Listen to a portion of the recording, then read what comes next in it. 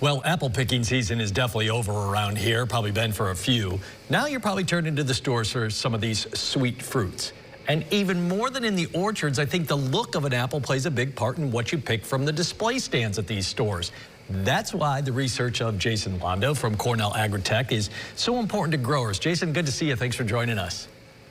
Thank you for having me. Just how important is look of fruit to us, especially when you're buying in the stores? Yeah, that's a great question. And my research is not on the social aspects, but I think all of us know that when you go and you look at a stand of fruit, we don't pick anything that has blemishes. We want the nicest looking, shiniest, perfect color fruit. That's what drives a lot of our consumer decisions.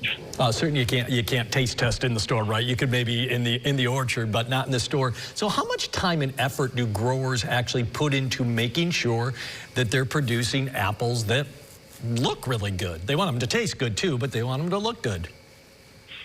Yes, growers put in a lot of work to make sure that our fruit looks as good as possible. As we said, it's what drives the sales. From everything from protecting fruit from pests and climate to putting things in the orchards to help make the fruit redder or shinier, when we're speaking about apples, that is. But there's lots of effort that goes into making the fruit look as appealing as possible. So this is where your research comes in. Tell us, what are some of the more common blemishes that apples get, and why do they end up getting them in the first place?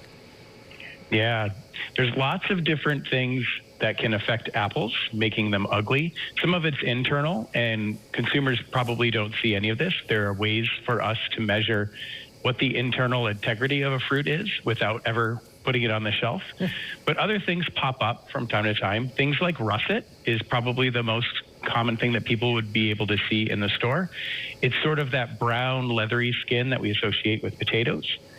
If you see that on a fruit, most consumers would avoid picking that up. There's lots of other finish disorders. How do you get that too? Is that like a disease? Is it a lack of water, too much water? Like how does an apple end up like that?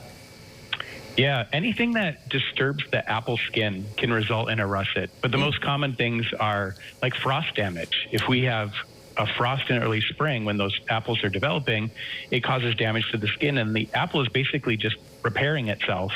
And the way that it repairs, sort of like we scar. It doesn't hurt the fruit.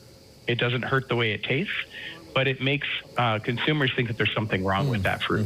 What else? I cut you off there. You were going to mention a couple other common things that we see wrong with the look of an apple.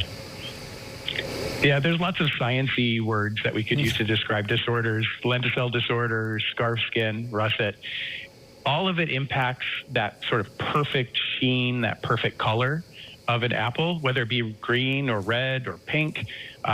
Anything that looks off reduces the marketability of that fruit and reduces the payments that go to the growers themselves. Now, how much does climate change actually play into these visual imperfections? Is that really becoming more and more of an issue? Yeah, again, at the consumer's angle, they probably wouldn't see uglier fruit at the grocery store because that fruit would never leave the packing house. We would never try to sell it unless maybe you're thinking a farm stand where we appreciate a little more original looking fruit.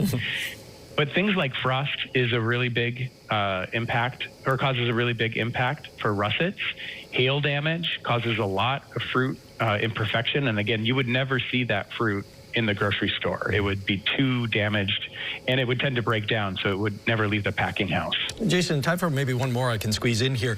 Is there anything based on what you know? I mean, certainly hard with hail and a little bit not quite as difficult, but still tough with frost and things like that. But anything from your research that you're starting to help growers to try to get around some of these blemishes and unsightly looks of apples?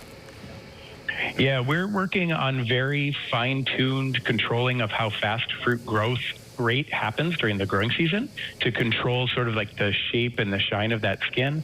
And there's also a lot of products that growers apply to make sure that the fruit colors the way that we want it to and maintains that sort of waxy cuticle that you're used to.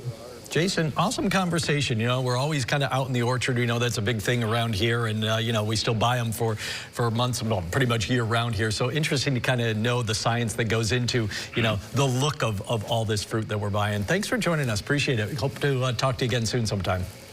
Thank you for having me.